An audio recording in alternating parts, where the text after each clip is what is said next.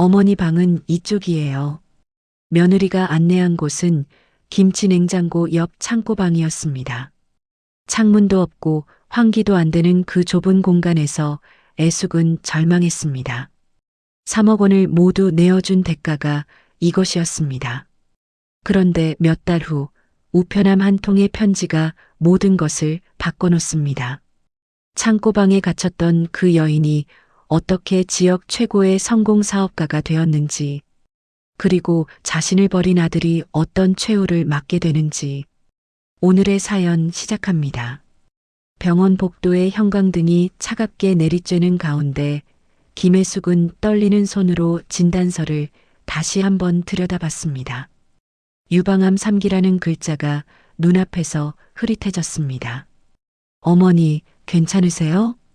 옆에 서 있던 아들 민수가 애숙의 어깨를 살짝 두드리며 물었습니다.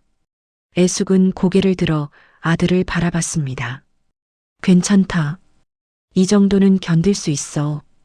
애숙이 진단서를 가방에 넣으며 담담하게 말했습니다. 하지만 마음속으로는 앞으로 얼마나 더 살 수 있을지 막막했습니다. 어머니, 치료비 걱정은 하지 마세요. 보험금도 나올 거고요. 민수가 애숙의 팔을 붙잡으며 말했습니다. 3개월 후 애숙은 보험회사에서 온 직원 앞에서 서류에 도장을 찍었습니다. 3억 원이라는 거액이 통장에 들어왔습니다. 애숙은 통장을 들여다보며 깊은 한숨을 내쉬었습니다. 이 돈이면 민수가 완전히 독립할 수 있겠구나. 애숙이 혼잣말을 중얼거렸습니다. 30년 동안 혼자서 키워온 아들이 이제 40이 넘었는데도 여전히 전셋집에서 살고 있었습니다. 다음 날 아침 애숙은 민수와 며느리 지영을 불러앉혔습니다. 너희들 아파트 살아. 애숙이 통장을 식탁 위에 내려놓으며 말했습니다. 민수와 지영이 눈을 크게 뜨며 서로를 바라봤습니다. 어머니, 이게 무슨... 3억 원 다 줄 테니까 좋은 아파트 사서 살아라. 안 해요, 어머니. 애숙이 민수의 말을 끊으며 단호하게 말했습니다. 지영이 애숙의 손을 잡으며 눈물을 글썽였습니다. 어머니, 정말 감사합니다. 평생 모시고 호강시켜 드릴게요. 우리가 어머니 모실게요. 민수도 애숙의 다른 손을 잡으며 말했습니다. 애숙은 두 사람의 진심 어린 말에 가슴이 따뜻해졌습니다. 그럼 각서라도 써줘라. 농담이지만. 애숙이 웃으며 말했습니다. 농담이 아니라 진짜로 쓸게요. 지영이 일어나서 종이와 펜을 가져왔습니다.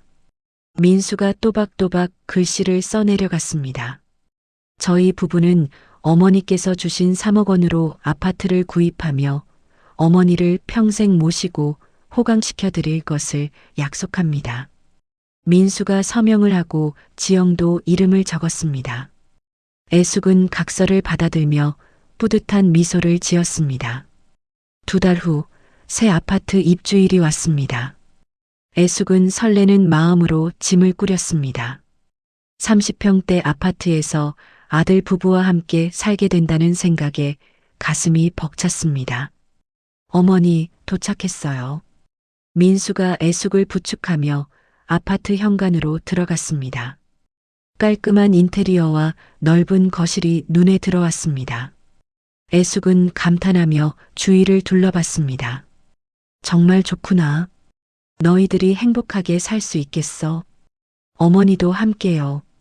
지영이 애숙의 짐을 들며 말했습니다. 어머니 방은 이쪽이에요. 지영이 애숙을 안내한 곳은 베란다 옆에 작은 방이었습니다. 창문도 없고 환기도 잘 안 되는 창고 같은 공간이었습니다. 여기가 내 방이야? 애숙이 당황하며 물었습니다. 당분간만요. 아직 정리할 게 많아서요. 민수가 머리를 긁으며 대답했습니다. 애숙은 말없이 방 안을 들여다봤습니다. 김치 냉장고와 세탁기 사이에 겨우 침대 하나 들어갈 만한 공간이었습니다. 내가 가져온 장롱은 어디에 놓지? 어머니, 솔직히 말씀드리면 그 낡은 가구들은 집 분위기에 안 어울려요. 지영이 팔짱을 끼며 말했습니다. 분위기에 안 어울린다고? 요즘 인테리어는 깔끔한 게 유행이거든요. 낡은 가구들은 집값도 떨어뜨리고요. 지영이 고개를 저으며 말했습니다. 애숙은 30년 동안 함께했던 가구들을 바라봤습니다. 남편이 사준 화장대도, 민수가 어릴 때 공부했던 책상도 모두 추억이 담긴 소중한 물건들이었습니다. 그럼 이 가구들은 어떻게 하라고? 폐기 처분하는 게 좋겠어요. 지영이 단호하게 말했습니다. 애숙은 가슴이 무너지는 기분이었습니다.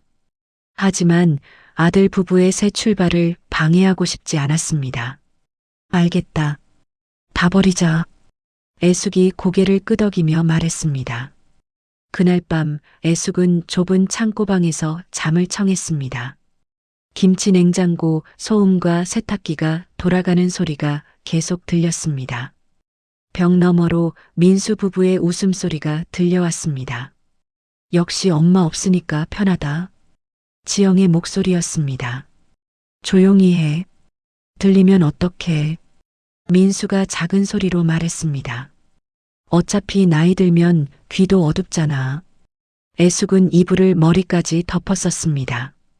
가슴이 찢어질 듯이 아팠습니다.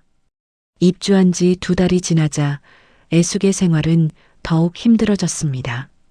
지영이 만든 생활수칙이라는 종이가 창고방 벽에 붙어 있었습니다. 1. 외출 시 사전 신고 필수 2. 냉장고 사용 금지 3. 거실 이용 시간 오후 7시까지. 애숙은 그 종이를 바라보며 한숨을 내쉬었습니다. 어머니, 병원 가시려면 미리 말씀해 주세요. 지영이 창고방 문을 열며 말했습니다. 오늘 정기 검진 날이야. 벌써 얘기했잖니? 아, 그랬나요? 그런데 오늘은 안 될 것 같아요. 지영이 손목시계를 보며 말했습니다. 왜 안 돼? 제가 중요한 약속이 있어서요. 민수도 회사 야근이고요. 지영이 가방을 매며 말했습니다. 애숙은 어이가 없어 말문이 막혔습니다. 그럼 내가 혼자 가라는 거야? 어머니도 이제 독립적으로 사셔야죠. 맨날 우리한테만 의존할 수는 없잖아요. 지영이 현관문을 열며 돌아보지도 않고 말했습니다. 현관문이 쾅 닫히는 소리가 울렸습니다. 애숙은 창고방에 혼자 남겨졌습니다. 그날 저녁 민수가 퇴근했습니다. 애숙이 거실에서 기다리고 있었습니다. 민수야, 엄마랑 얘기 좀 하자. 어머니, 피곤해요. 내일 얘기해요. 민수가 피곤한 표정으로 방으로 들어가려 했습니다. 잠깐만, 이것 좀 봐. 애숙이 요양원 브로슈어를 민수에게 내밀었습니다. 이게 뭐예요? 지영이가 준 거야. 어머니 건강과 안전을 위해서래. 민수는 브로슈어를 받아들며 내용을 훑어봤습니다. 괜찮은 것 같은데요? 어머니 나이에는 전문 케어가 필요하잖아요. 민수가 담담하게 말했습니다. 애숙은 가슴이 무너지는 기분이었습니다. 너희들이 평생 모시겠다고 했잖니. 각서까지 썼으면서 상황이 바뀐 거죠. 현실적으로 생각해 보세요. 민수가 소파에 앉으며 말했습니다. 애숙은 브로슈어를 집어찢기 시작했습니다.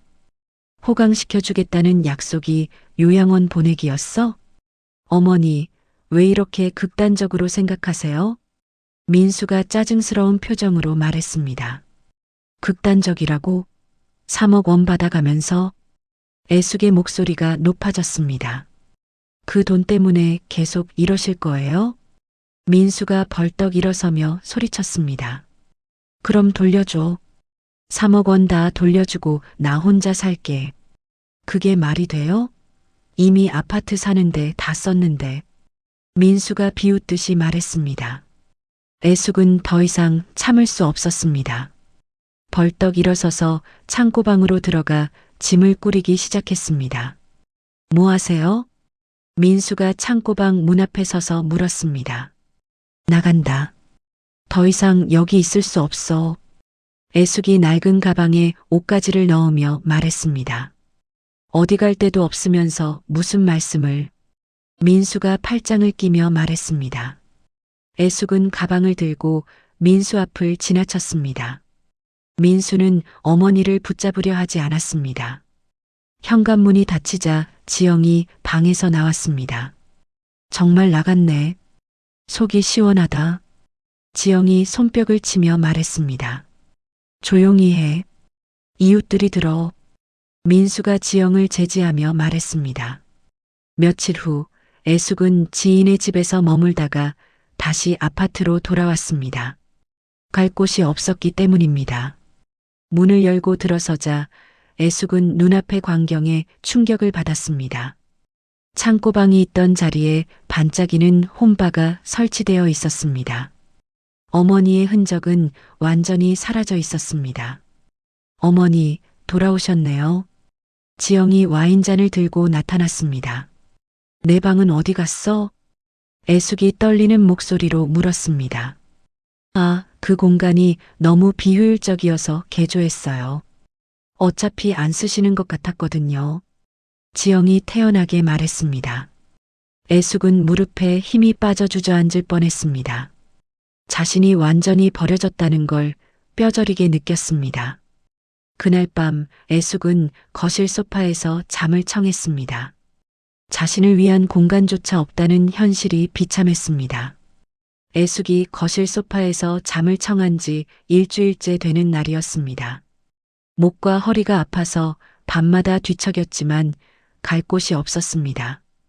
우편함에서 편지 한 통을 꺼내든 애숙은 발신인을 보고 고개를 갸웃했습니다. 법무법인 정이라고 적혀 있었습니다. 상속 개시 통보서. 애숙이 편지를 뜯으며 혼잣말을 했습니다. 편지 내용을 읽어 내려가던 애숙의 눈이 점점 커졌습니다. 고 최정래님께서 김애숙님을 유일한 상속인으로 지정하셨습니다. 최정래 이모. 애숙이 편지를 다시 읽으며 놀란 표정을 지었습니다. 어려웠던 시절 자신을 많이 도와주었던 먼 친척이었습니다. 하지만 20년 넘게 연락이 끊어진 상태였습니다. 편지에는 경기도 외곽의 시골 한옥 주소가 적혀 있었습니다.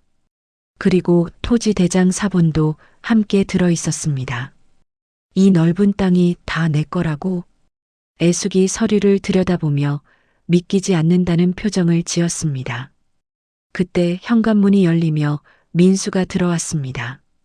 어머니, 뭐 보세요? 민수가 애숙 옆에 앉으며 물었습니다. 애숙은 재빨리 편지를 가슴에 품었습니다. 아무것도 아니야. 편지 같은데요? 누구한테서 왔어요? 민수가 애숙의 손을 잡으며 말했습니다. 그냥 병원에서 온 안내장이야. 애숙이 민수의 손을 뿌리치며 말했습니다. 하지만 민수는 포기하지 않았습니다. 애숙이 화장실에 간 사이 가방을 뒤져 편지를 찾아냈습니다. 여보, 이거 봐. 민수가 지영을 부르며 편지를 흔들었습니다. 지영이 다가와서 편지를 읽더니 눈이 반짝였습니다. 부동산 상속이라고? 얼마나 될까? 인터넷으로 시세 좀 찾아봐. 민수가 지영에게 말했습니다. 지영이 핸드폰으로 검색하더니 놀란 표정을 지었습니다. 여보, 이 동네 평당 가격이 장난 아니야. 요즘 전원주택 지으려는 사람들이 많아서. 얼마나? 대충 계산해도 5억은 넘을 것 같아. 지영이 흥분하며 말했습니다. 민수와 지영은 서로를 바라보며 미소를 지었습니다. 어머니가 이 사실을 모르고 계시는 것 같은데? 당연히 모르셔야지. 알면 또 혼자서 처리하려고 하실 테니까. 민수가 편지를 다시 제자리에 넣으며 말했습니다. 화장실에서 나온 애숙은 민수와 지영이 수군거리는 모습을 봤습니다. 너희들 뭘 그렇게 얘기하고 있어? 아무것도 아니에요. 저녁 메뉴 얘기했어요. 지영이 태연하게 거짓말을 했습니다. 그날 밤 애숙은 편지를 다시 읽어봤습니다. 한옥 사진도 함께 들어 있었는데 생각보다 괜찮아 보였습니다. 여기서 혼자 살 수 있을까? 애숙이 사진을 들여다보며 생각했습니다. 다음 날 아침 애숙은 결심했습니다. 더 이상 아들 부부의 눈치를 보며 살 수 없었습니다. 민수야, 엄마가 잠시 어디 좀 다녀올게. 애숙이 작은 가방을 들고 말했습니다. 어디 가세요? 민수가 긴장하며 물었습니다. 친구 집에 며칠 머물다가 올게. 혹시 어제 그 편지와 관련된 일 아니에요? 민수가 애숙의 팔을 잡으며 말했습니다. 애숙은 민수가 편지를 본 걸 알고 있다는 듯 냉정하게 바라봤습니다. 내 일이니까 신경 쓰지 마. 어머니, 그런 외진 곳에 혼자 가시면 위험해요. 지영이 급히 말했습니다.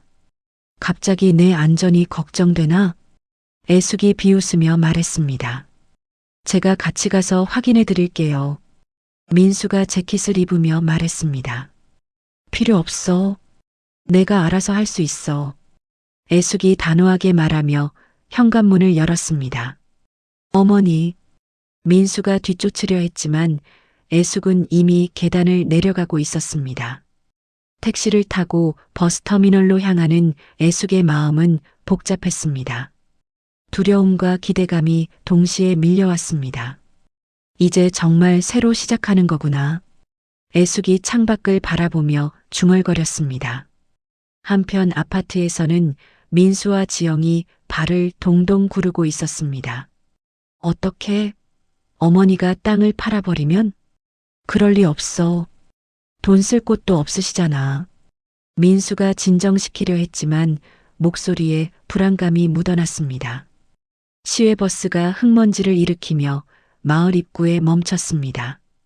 애숙이 작은 가방을 들고 내리자 운전기사가 걱정스럽게 말했습니다. 할머니, 여기 정말 외진 곳인데 괜찮으세요? 괜찮아요. 감사합니다. 애숙이 고개를 끄덕이며 대답했습니다. 버스가 떠나자 주변이 조용해졌습니다. 애숙은 편지에 적힌 주소를 확인하며 걸음을 옮겼습니다. 한참을 걸어서 도착한 곳은 잡초로 뒤덮인 낡은 한옥이었습니다. 대문도 삐걱거리고 마당에는 풀이 무성했습니다. 이게 내가 상속받은 집이구나. 애숙이 한옥을 둘러보며 한숨을 내쉬었습니다. 생각했던 것보다 훨씬 낡고 황폐했습니다. 그때 옆집 마당에서 누군가 말을 걸었습니다. 거기 누구세요? 애숙이 돌아보니 50대 중반쯤 되어 보이는 여자가 서 있었습니다. 손에는 채소를 씻던 바구니를 들고 있었습니다. 안녕하세요. 저는 이 집을 상속받은 김애숙이라고 합니다. 애숙이 정중하게 인사했습니다. 그 여자가 애숙을 자세히 들여다보더니 깜짝 놀랐습니다. 설마 애숙이야? 네. 저를 아세요? 나야 나. 박경자. 경자가 달려와서 애숙의 손을 잡았습니다. 애숙도 눈을 크게 뜨며 경자를 알아봤습니다. 경자야? 정말 경자야? 그래, 맞아. 세상에 이런 일이 다 있네. 두 사람은 서로를 끌어안으며 눈물을 흘렸습니다. 고등학교 때 가장 친했던 친구와의 재회였습니다. 여기서 뭐해? 언제부터 여기 살았어? 애숙이 경자의 손을 잡으며 물었습니다. 남편이 돌아가고 나서 10년째 여기 살고 있어. 찻집 하면서. 경자가 자신의 집을 가리키며 말했습니다. 찻집이라고? 응. 들꽃 향기라고. 작지만 단골들이 있어. 경자가 자랑스럽게 말했습니다. 애숙이 자신의 사정을 경자에게 털어놓자 경자는 분노에 떨었습니다. 그런 페류나들이 어디 있어? 3억이나 받아가고서. 이제 그런 일은 잊으려고 해. 여기서 새로 시작하려고. 애숙이 한옥을 바라보며 말했습니다. 그런데 이 집 상태가 심각하네. 들어가서 살기 어려울 것 같은데. 경자가 걱정스럽게 말했습니다. 일단 청소부터 해봐야겠어. 애숙이 소매를 걷어붙이며 말했습니다. 혼자서 어떻게 해? 우리 집에서 자고 내일부터 같이 청소하자. 경자가 애숙의 팔을 끌었습니다. 경자의 찻집은 아늑하고 따뜻했습니다. 온갖 꽃차와 수제 과자들이 진열되어 있었습니다. 와, 정말 멋지다. 혼자 다 했어? 애숙이 감탄하며 주위를 둘러봤습니다. 처음엔 막막했는데 하다 보니까 재미있더라. 경자가 차를 우리며 말했습니다. 나도 뭔가 해보고 싶어. 그냥 놀고 있기엔 아직 젊잖아. 애숙이 차를 마시며 말했습니다. 그럼 한옥을 멋지게 고쳐서 뭔가 해보는 게 어때? 경자가 눈을 반짝이며 제안했습니다. 한옥으로 뭘 할 수 있을까? 요즘 한옥 카페가 인기라더라. 특히 책도 읽을 수 있는 북카페. 경자가 신났던 목소리로 말했습니다. 애숙의 눈에서도 희망의 빛이 났습니다. 북카페라. 좋은 생각이네. 내가 차 공급해 줄게. 너는 분위기 있게 꾸미고. 경자가 애숙의 손을 잡으며 말했습니다. 그날 밤 애숙은 오랜만에 편안하게 잠을 잤습니다. 꿈속에서 아름다운 한옥 북카페가 손님들로 가득한 모습을 봤습니다. 다음 날 아침부터 두 사람은 한옥 청소를 시작했습니다. 마을 이장님과 몇몇 주민들도 도움을 주러 왔습니다. 이런 한옥이 살아나면 우리 마을도 유명해지겠네. 이장님이 기대에 찬 목소리로 말했습니다. 애숙은 사람들의 따뜻한 관심에 감동했습니다.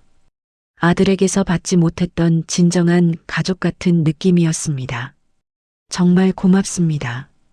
꼭 성공시켜서 마을에 도움이 되도록 할게요.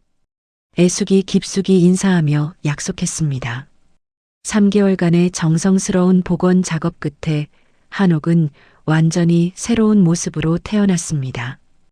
애숙이 직접 디자인한 달빛 아래 한옥 북카페라는 간판이 대문 위에 걸렸습니다. 정말 멋지다. 이게 그 폐가 맞아? 마을 사람들이 모여들어 감탄사를 터뜨렸습니다.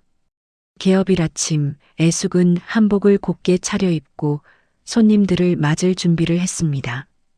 경자가 가져다 준 전통차들이 예쁜 찻잔에 준비되어 있었습니다. 떨리지? 경자가 애숙의 어깨를 두드리며 물었습니다. 많이. 근데 기대도 돼. 애숙이 미소를 지으며 대답했습니다. 문을 열자마자 사람들이 몰려들기 시작했습니다. 마을 주민들부터 소문을 듣고 온 젊은 커플들까지 다양했습니다. 어머, 여기 정말 분위기 좋다. 사진 찍어도 될까요? 손님들이 한옥의 아름다운 처마와 마루에 감탄했습니다. 애숙이 직접 만든 전통 과자와 경자의 꽃차가 큰 인기였습니다. 이 과자 어떻게 만드셨어요? 정말 맛있어요. 젊은 여자 손님이 애숙에게 물었습니다. 우리 어머니 레시피예요. 50년 넘은 비법이죠. 애숙이 자랑스럽게 대답했습니다. 한쪽 구석에서는 할머니들이 모여 앉아 이야기꽃을 피웠습니다. 요즘 자식들이 연락도 잘 안 하더라. 그러게 말이야. 우리 때는 안 그랬는데. 애숙은 할머니들의 이야기를 들으며 마음이 아팠습니다. 자신과 비슷한 처지의 사람들이 많다는 걸 알았습니다. 할머니들, 여기서 편하게 이야기하세요. 차값은 받지 않을게요. 애숙이 따뜻하게 말했습니다. 저녁이 되자 젊은 사람들이 모여 작은 독서 모임을 시작했습니다. 애숙이 준비한 책들을 읽으며 감상을 나누는 시간이었습니다. 시 한 편 읽어드릴까요? 한 대학생이 시집을 들고 일어났습니다. 고즈넉한 한옥에서 울려 퍼지는 시 낭송 소리가 마음을 울렸습니다. 애숙은 이런 풍경을 보며 가슴이 벅찼습니다. 한 달 후 북카페는 지역에서 유명해졌습니다. 주말이면 서울에서도 사람들이 찾아왔습니다. 사장님, 예약 가능한가요? 전화가 계속 울렸습니다. 애숙은 바쁘면서도 행복했습니다. 매출도 생각했던 것보다 훨씬 좋았습니다. 이제 치료비 걱정은 안 해도 되겠어. 경자가 계산서를 보며 말했습니다. 그때 지역 방송국에서 취재 요청이 들어왔습니다. 우리 동네 성공 스토리 코너에서 소개하고 싶다고 하네. 경자가 신나서 말했습니다. 방송 촬영 날 애숙은 긴장했습니다. 어떻게 이런 일을 시작하게 되셨나요? 기자가 마이크를 애숙에게 향했습니다. 가족에게 버려졌지만 이웃들이 진짜 가족이 되어 주었어요. 애숙이 담담하게 말했습니다. 힘든 시간을 어떻게 견뎌내셨나요? 혼자가 아니었거든요. 경자와 마을 분들이 도와주셨어요. 애숙이 경자를 바라보며 미소 지었습니다. 방송이 나간 후 더 많은 사람들이 북카페를 찾았습니다. 텔레비전에서 봤어요. 정말 감동적이더라고요. 저도 용기를 얻었어요. 새로운 일을 시작해 보려고요. 손님들이 애숙에게 격려의 말을 건넸습니다.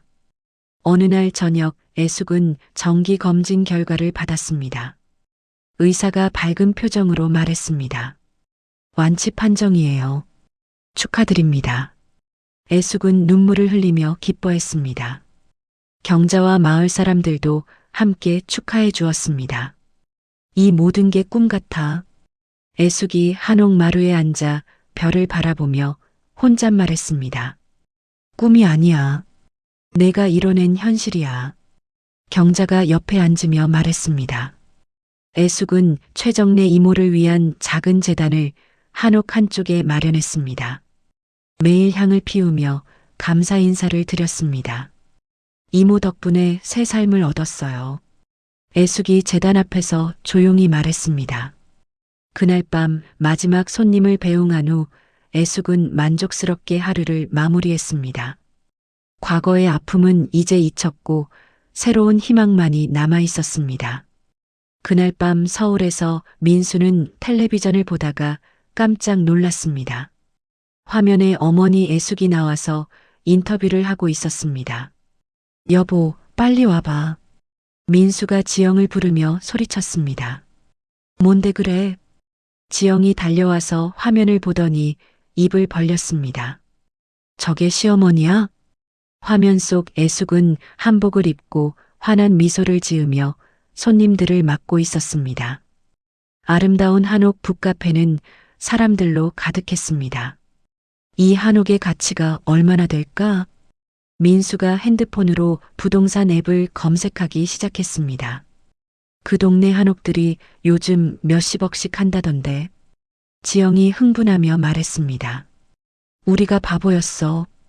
어머니 혼자 두면 안 됐는데. 민수가 머리를 쥐어뜯으며 후회했습니다. 다음 날 아침 일찍 민수와 지영은 차를 타고 시골로 향했습니다. 3억 원 증여 당시의 각서와 관련 서류들을 챙겨왔습니다. 북카페에 도착했을 때 애숙은 손님들에게 차를 내주고 있었습니다. 어머니, 민수가 북카페 안으로 들어오며 말했습니다. 애숙은 민수를 보고 놀랐습니다. 다른 손님들도 갑작스러운 상황에 어리둥절했습니다. 민수야, 여긴 왜 왔어? 어머니와 중요한 얘기가 있어서요. 민수가 주변을 둘러보며 말했습니다. 손님들이 계시는데 나중에 얘기하자. 애숙이 민수를 밖으로 끌어내려 했습니다. 급한 일이에요. 지금 당장 얘기해야 해요. 민수가 애숙의 손목을 붙잡으며 말했습니다. 손님들이 불편해하며 서로 눈치를 봤습니다. 애숙은 어쩔 수 없이 민수를 한옥 뒤편으로 데려갔습니다. 뭔 일이야? 이렇게 갑자기. 어머니, 3억 원 기억하시죠? 민수가 가방에서 각서를 꺼내며 말했습니다. 그게 왜? 저희가 어머니를 평생 모시기로 약속했잖아요. 민수가 각서를 흔들며 말했습니다. 너희들이 날 쫓아낸 거잖니. 혼밥까지 만들면서. 애숙이 화를 내며 말했습니다. 그건 오해였어요. 어머니가 갑자기 나가셔서. 지영이 끼어들며 말했습니다. 이제 와서 무슨 소리야? 어머니, 이한옥은 3억 원의 담보 역할을 해야 해요. 민수가 본색을 드러내며 말했습니다. 애숙은 어이가 없어 웃음이 나왔습니다. 담보라고? 내가 내 손으로 읽어낸 건데 법적으로는 저희에게 권리가 있어요. 민수가 각서를 내밀며 말했습니다. 너희들 정신 나갔어? 당장 나가. 애숙이 소리쳤습니다. 그때 경자가 뛰어왔습니다. 무슨 일이야? 손님들이 다 나갔어. 경자야, 이 사람들이 내 북카페를 뺏으려고 해. 애숙이 떨리는 목소리로 말했습니다. 뭐라고? 아들이 어머니한테? 경자가 믿기지 않는다는 표정을 지었습니다. 아줌마는 끼어들지 마세요. 가족 일이니까. 민수가 경자를 노려보며 말했습니다. 가족이라고? 어머니를 창고방에 가둬놓고? 경자가 분노하며 소리쳤습니다. 그날부터 민수와 지영은 북카페 근처에 머물며 영업을 방해하기 시작했습니다. 손님들이 오면 큰 소리로 통화하거나 시비를 걸었습니다. 저기 가족끼리 싸우는 집이래. 분위기 이상하다. 다른 데 가자. 손님들이 하나둘 발걸음을 돌렸습니다. 일주일 후 애숙은 병원에서 충격적인 소식을 들었습니다. 암이 재발했네요. 폐로 전이되기 시작했어요. 의사가 심각한 표정으로 말했습니다. 애숙은 진료실에서 나와 주저앉고 싶었습니다. 겨우 행복을 찾았는데 다시 절망이 찾아왔습니다. 집으로 돌아온 애숙을 보고 민수가 다가왔습니다. 어머니, 어디 갔다 와요? 얼굴이 안 좋은데. 너랑 상관없어. 애숙이 민수를 피해 지나가려 했습니다. 혹시 병원 갔다 온 거예요?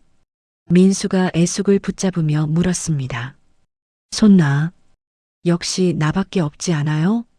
이런 외진 곳에서 누가 간병해 줄 거예요? 민수가 비웃듯이 말했습니다. 애숙은 더 이상 참을 수 없었습니다. 하지만 몸이 아프고 지쳐서 힘이 없었습니다. 그날 밤 경자가 찾아왔습니다. 애숙아, 변호사를 수소문해 봤어. 서울에 정의로운 사람이 있다더라. 변호사라고? 응. 이런 일 전문으로 하는 박상훈이라는 사람이야. 경자가 애숙의 손을 잡으며 말했습니다. 이제 혼자 싸우지 마. 우리가 도와줄게. 애숙은 경자의 따뜻한 말에 눈물이 났습니다. 이번에는 포기하지 않기로 다짐했습니다. 박상훈 변호사는 40대 초반의 단정한 남자였습니다. 애숙과 경자가 서울 사무실을 찾아갔을 때 진지하게 이야기를 들어주었습니다. 3억 원을 증여하고 각서를 받으셨다고요? 박 변호사가 각서 사본을 보며 물었습니다.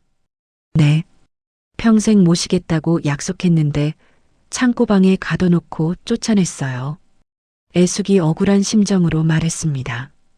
이건 명백한 부양 의무 위반이네요. 승산이 있습니다. 박 변호사가 자신 있게 말했습니다. 정말요? 이길 수 있어요? 경자가 기대에 찬 목소리로 물었습니다. 증거가 중요해요. 혹시 당시 상황을 증명할 만한 게 있나요? 사진이랑 녹음 파일이 있어요. 애숙이 핸드폰을 꺼내며 말했습니다. 창고방을 혼바로 바꾼 사진과 며느리가 욕설하는 녹음이 들어 있었습니다.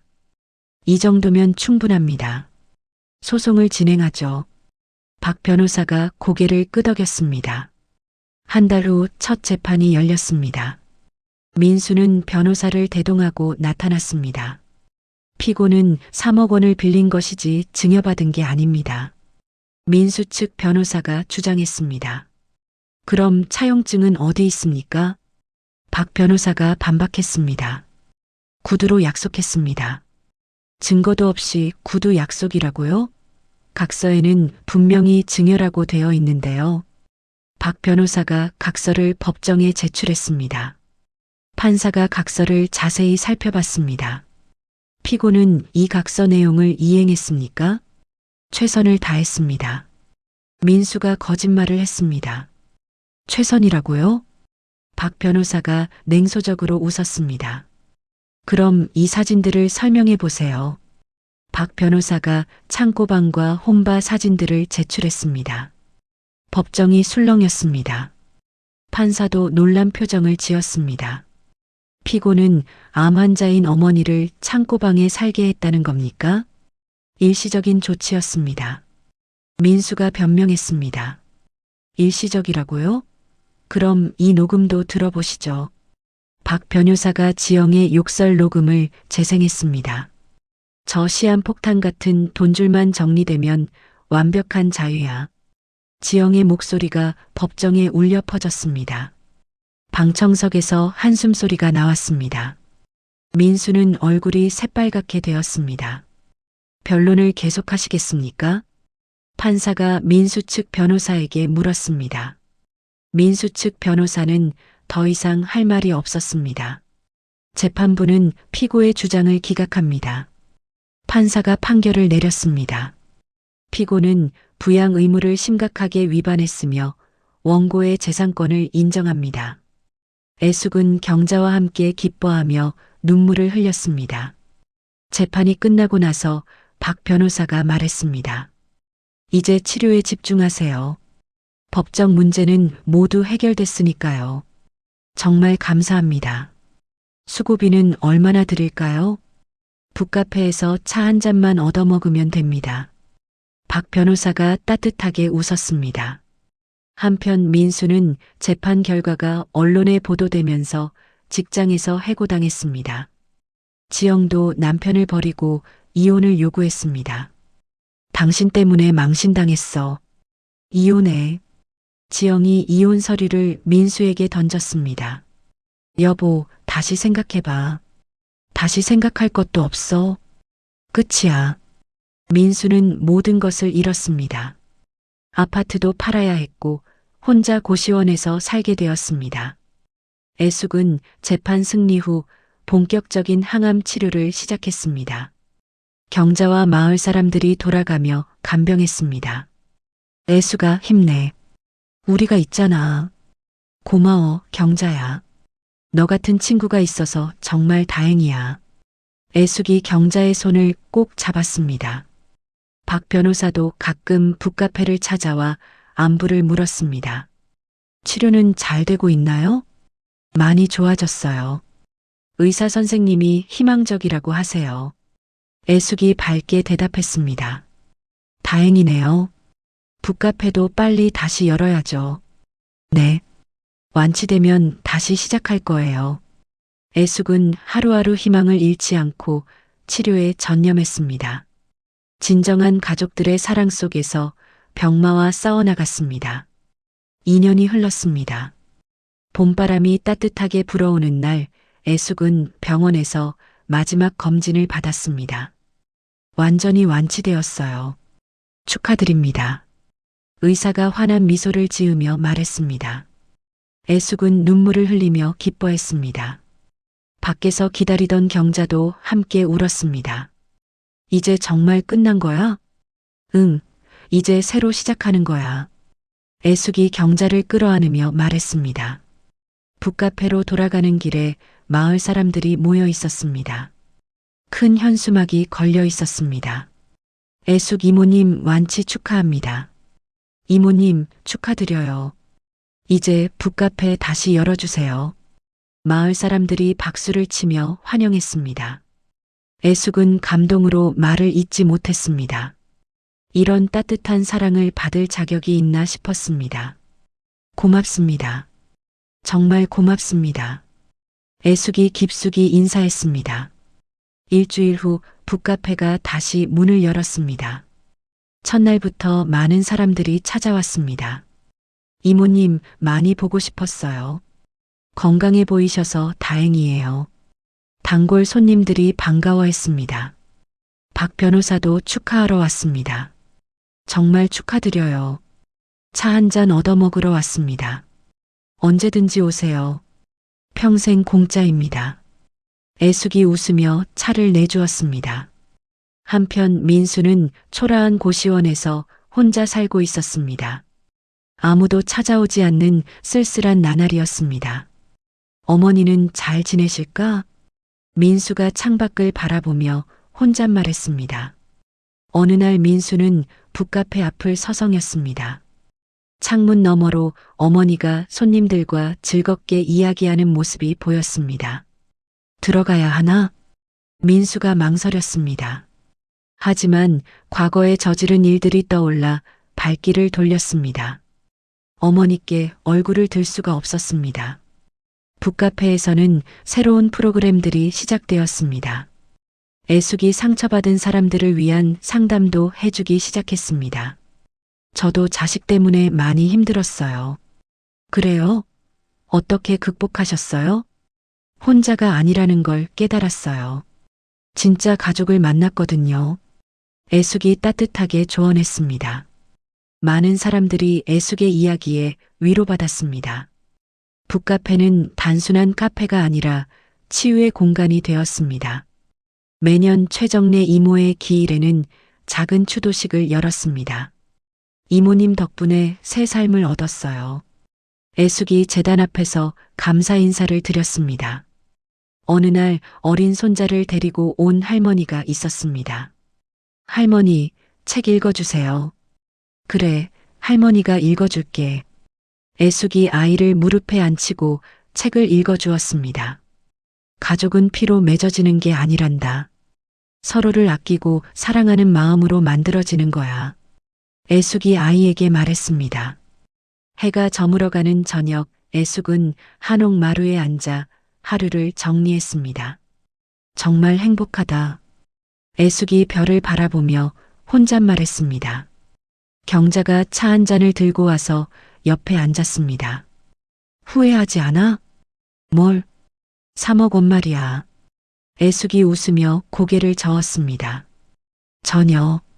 그 돈보다 훨씬 값진 걸 얻었는걸. 뭘? 진짜 가족들을 말이야. 두 사람은 조용히 차를 마시며 평화로운 시간을 보냈습니다. 고즈넉한 한옥마당에 달빛이 내려앉았습니다. 애숙의 얼굴에는 만족스러운 미소가 떠올랐습니다. 멀리서 마을 사람들의 웃음소리가 들려왔습니다. 애숙은 이 모든 것이 꿈이 아닌 현실임에 감사했습니다. 진정한 가족의 의미를 깨닫게 해준 소중한 사람들과 함께하는 새로운 인생이었습니다. 혈연으로 맺어진 관계라고 해서 모두 가족은 아닙니다.